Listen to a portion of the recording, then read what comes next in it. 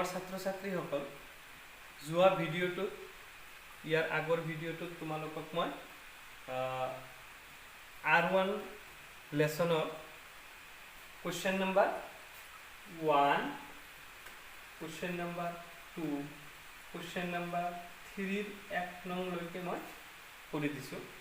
তো এই আজিৰ ভিডিঅ'টোত আমি কোৱেশ্চন নম্বৰ 3 2 নং যেটো প্ৰশ্ন আছে, কোৱেশ্চন নম্বৰ 3 2 নং যেটো প্ৰশ্ন আছে তাৰ পৰা আমি আজি আৰম্ভ কৰিছো। তো তোমালোকে চোৱা ইয়াত কি দিয়া আছে, এখন গাড়ীৰ ভ্ৰমণৰ সময় কি দিয়া আছে। এখন গাড়ীৰ ভ্ৰমণৰ সময় টি আৰু দূৰত্ব অৰ্থাৎ টি সময়ত অতিক্ৰম কৰা দূৰত্ব ডি আৰু ইহঁতৰ সম্বন্ধটো তলত দিয়া ধৰণৰ। অৰ্থাৎ সময় যেতিয়া 1 অৰ্থাৎ আমি 1 ঘণ্টা ধৰিব পাৰো বা 1 মিনিট ধৰিব পাৰো। সময় যেতিয়া 1 ঘণ্টা তেতিয়া হি অতিক্ৰম কৰে 4 কিলোমিটাৰ। সময় যেতিয়া 2 অতিক্ৰম কৰে 8 কিলোমিটাৰ। সময় যেতিয়া 3 অতিক্ৰম কৰে 12। সময় যেতিয়া 4 16। সময় যেতিয়া 5 20।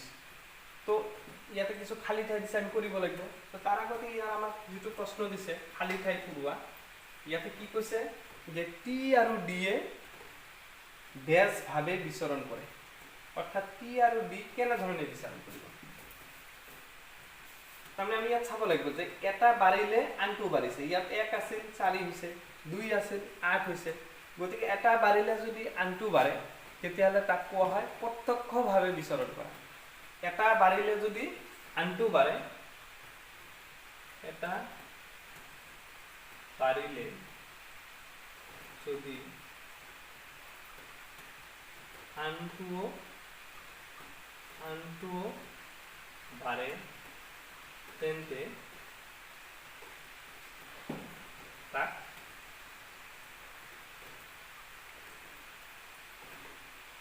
প্রত্যক্ষ বিচরণ বলে। যদি এটা বাঢ়িলে আনটোও বাঢ়ে তেতিয়াহলে তাক আমাক কি বুলি কোৱা হ'ব, প্ৰত্যক্ষ বিচৰণ।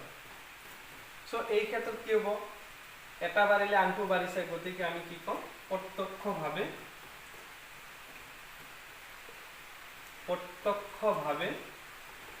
বিচৰণ কৰা বুলি আমি কম।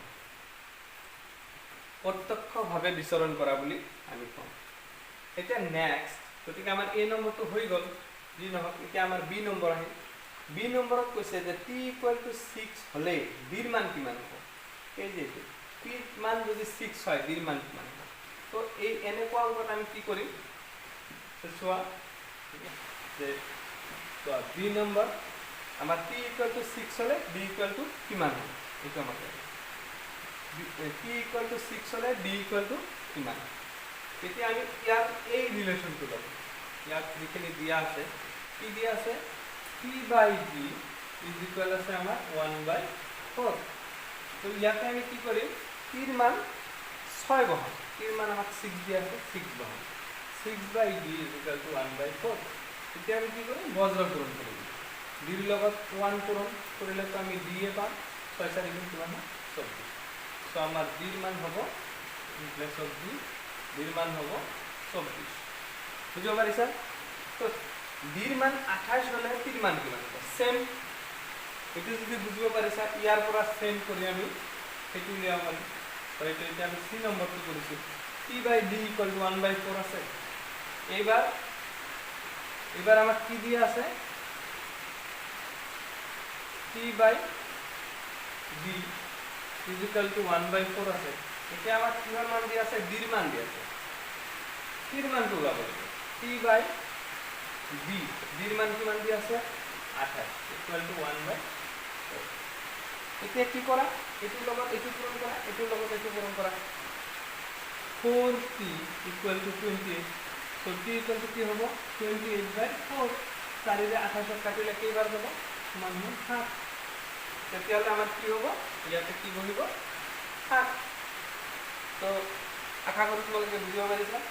সো নেক্সট ওয়ান সেম এই অংকটো লৈছে সেম হ'ব বি নম্বৰটো। এবাৰ আমি যদি বি নম্বৰটো ইয়াত বহাও, বি নম্বৰটো যদি আমি ইয়াত কৰো কি হ'ব, পিৰ মান আমাক ওলাব লাগে ডিৰ মান দি আছে এটা কিমান 36 ইকুয়াল টু 1/4 তো আমি বজ্রকরণ করি 4 * t 4t ইকুয়াল টু 36 তো t ইকুয়াল কিমান হ'ব 36/4 এতিয়া আমি 4 ৰে 36 কাটিম 4 * 9 * 36 অর্থাৎ t ইকুয়াল টু কিমান পাম আমি 9 ইয়াতে কি বহিব 9 সো বুঝিব পাৰিছা অংকটো নিশ্চয় তো তোমালোকে কি কৰিবা ধুনীয়া কৰি উঠাই লোৱা আৰু ভিডিওটো পোস্ট কৰিবা পোস্ট কৰি উঠাই ল'বা এতিয়া মই নেক্সট অংকৰ ফালে যাওঁ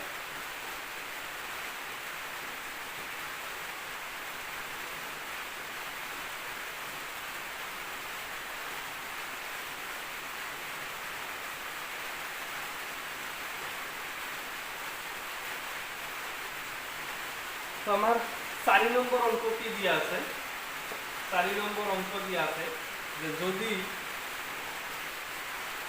P is directly proportional to Q are P equal to 6 হলে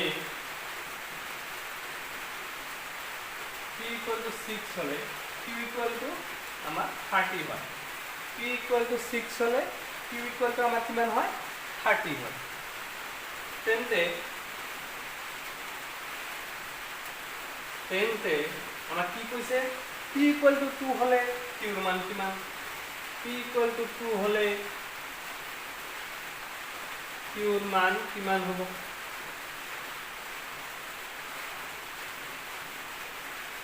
Q এর মান কিমান হবে সো আমার কি অপশন দিয়া আছে তো অপশনের অঙ্ক হয় আমার A নম্বর দিয়া আছে 12 B নম্বর দিয়া আছে 20 C নম্বর দিয়া আছে 10 D নম্বর দিয়া আছে আমার 15 তো সোয়া এনেকুৱা অঙ্ক যদি থাকে তোমাৰ অপশনাল অঙ্ক থাকে তাহলে আমি অঙ্কটো ডিটেইলস নকৰিলেও চলে আমাৰ ইয়াৰ এনসাৰটো কি হ'ব হেতুহে জাস্ট আমাক লাগে তো এনেকুৱা অঙ্ক থাকিলে যে P আৰু Q প্ৰথমতে এইটো বুজি ল'ব লাগিব যে P আৰু Q কেনেদৰে বিচৰণ কৰিছে প্ৰত্যক্ষভাৱে এইটো কি বুজায় P আৰু Q এ প্ৰত্যক্ষভাৱে বিচৰণ কৰিছে অৰ্থাৎ P যদি বাঢ়ে Q বাঢ়িব তেতিয়াহ'লে ইয়াত P equal to 6 গতিকে আমি ইয়াৰ ৰিলেশনটো কি লিখিম যে P by Q equal to আমাক কিমান দি আছে 6/30 তেতিয়াহ'লে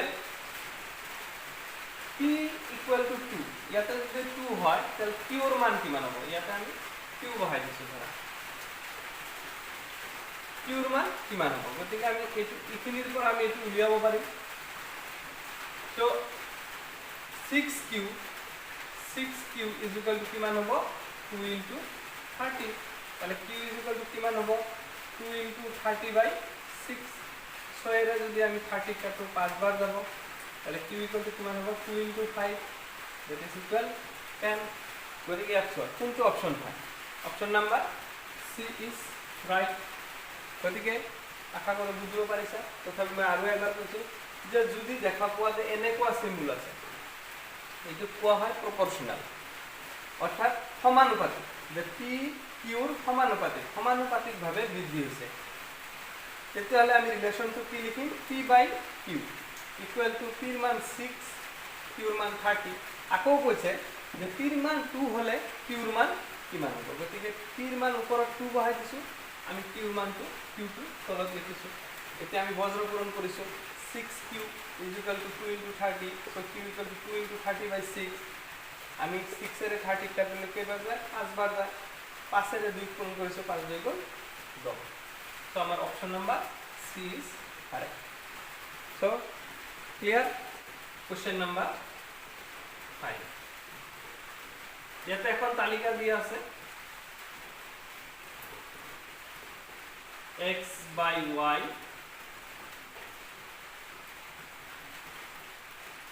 1/32 2/16 4/8 তাহলে 8/9 হ'ব এই খালি ঠাইটো আমাক নিৰ্ণয় কৰিব লাগে অপচন দিয়া আছে আমাৰ ইয়াত অপচন দিয়া আছে A 8 B 6 C 4 D 2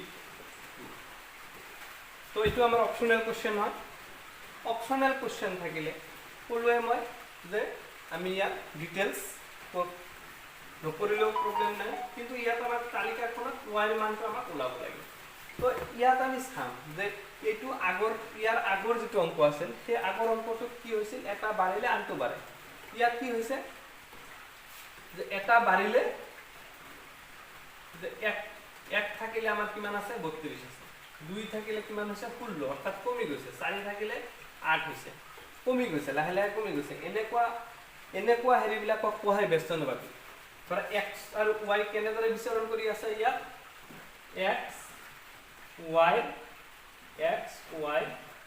ব্যস্তানুপাতিক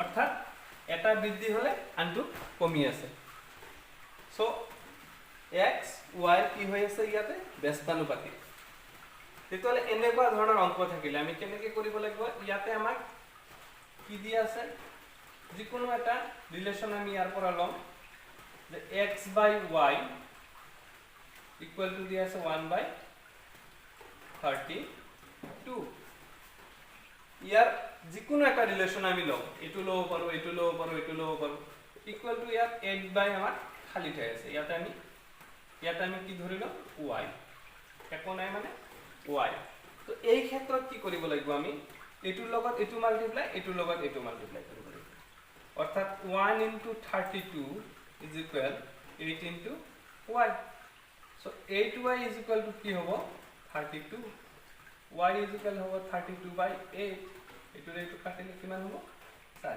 so y equal to কিমান হ'ব 4 গতিকে আমাৰ অপচন নম্বৰ C2 কাৰেক্ট তো বুজিব পাৰিছা যদি এটা বৃদ্ধি হয় আন এটা কমি যায় এটা বৃদ্ধি হলে আন এটা কমি যায় তেতিয়াহলে ইহতক ব্যস্তানুপাতিক বুলি কোৱা হয় অৰ্থাৎ ইয়াতে আমি কি কৰিম এনেকুৱা ৰিলেচন যিকোনো এটা ৰিলেচন লোৱা এটো লব পাৰা সাপোজ আমি এটো লৈছো x by y equal to 1 by 32 আৰু ইয়াৰ লগত আমি 8 by y তলত একো নাই ইয়াত আমি y লৈছো এটোৰ লগত এটো multiply 1 into 32 equal 8 into y so 8y equal to 32 y equal to 32 y equal to 4 so আমাৰ R1 chapter টো এখিনিতে শেষ হ'ল ইয়াৰ পিছৰ ভিডিঅ'ত মই তোমালোকক R2 কোশ্চেন আনসাৰ বিলাক R2 ৰ অংক বিলাক কৰিবলৈ যত্ন কৰিম বা শিকাবলৈ চেষ্টা কৰিম গতিকে তোমালোকে ভিডিঅ' বিলাক এটাৰ পিছত এটা ভালকে চাই থাকিবা